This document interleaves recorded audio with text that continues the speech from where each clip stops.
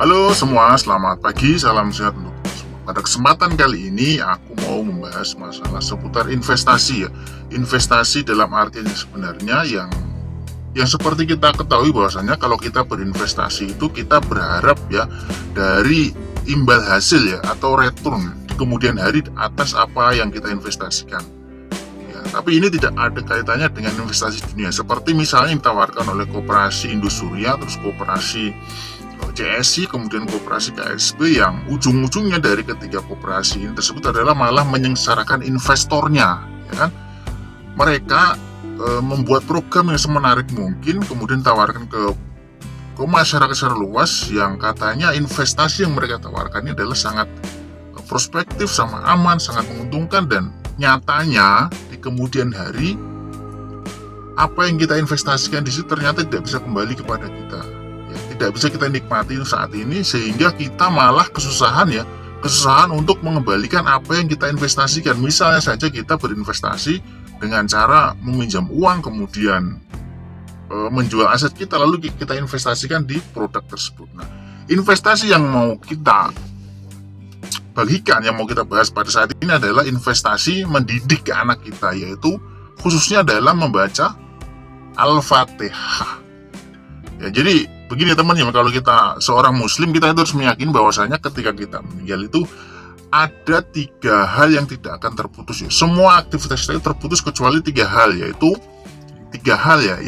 amal ibadah kita selama hidup di dunia, anak yang mendoakan, ya kan, terus ilmu yang bermanfaat. Jadi 3 hal ini yang investasi dalam hakikat sebenarnya seperti itu. Jadi investasi itu sesuatu yang kita tanam di saat sekarang dan akan bermanfaat di kemudian hari, kan kurang lebih seperti itu ya. Jadi kalau misalnya kita investasi 10 juta terus setiap bulan dapat 500 ribu, itu kan harapannya seperti itu.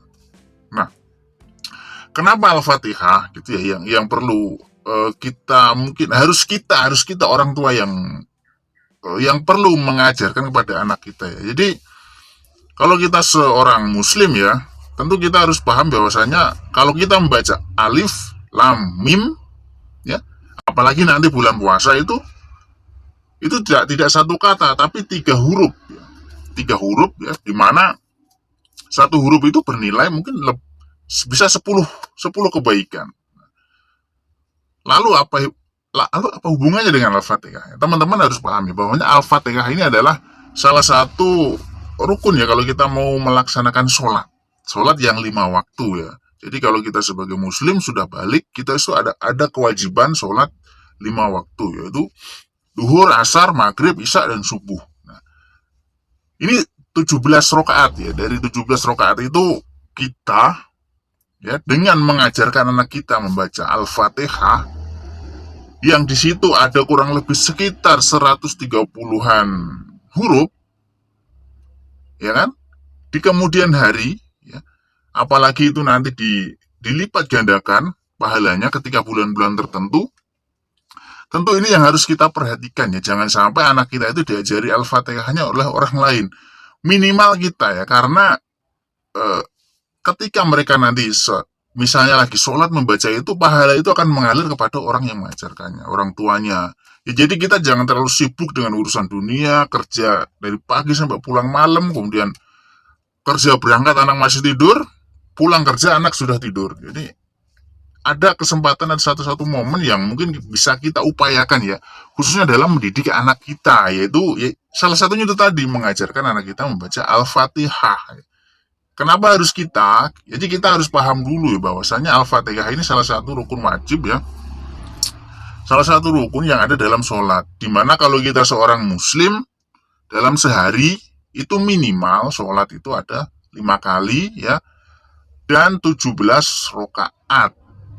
Nah, ini adalah salah satu investasi yang patut kita perjuangkan mulai dari sekarang ya. Oleh sebab itu, jika kita ternyata pernah tertipu masalah investasi yang lainnya, mungkin itu jadi bagian musibah ya, musibah untuk kita, atau ujian untuk kita, atau teguran untuk kita, dengan harapan kita itu bisa memperbaiki diri kita ya.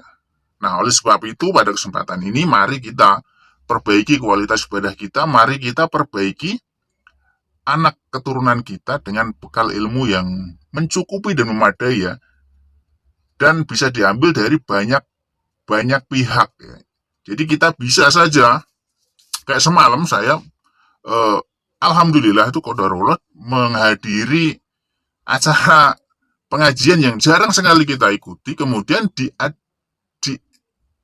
di apa itu di temanya itu ternyata membahas masalah tadi itu, yang masalah Al-Fatihah investasi ya. Jadi saat ini waktu yang tepat untuk kita mengumpulkan ya amal ibadah ya, untuk kita bawa nanti di kemudian hari ya, di hari dimana kita sebenarnya nggak bisa lagi mengumpulkan amal ibadah. Oke, kurang lebih seperti itu teman-teman. Jadi minimal ajari anak keturunan kita itu membaca Al-Fatihah ya. Sehingga dengan demikian mudah-mudahan pahala yang mereka baca saat membaca Al-Fatihah itu sampai kepada kita ketika kita nanti sudah tidak ada. Terima kasih sudah menonton channel ini. Selamat beraktivitas dan salam sehat untuk kita semua.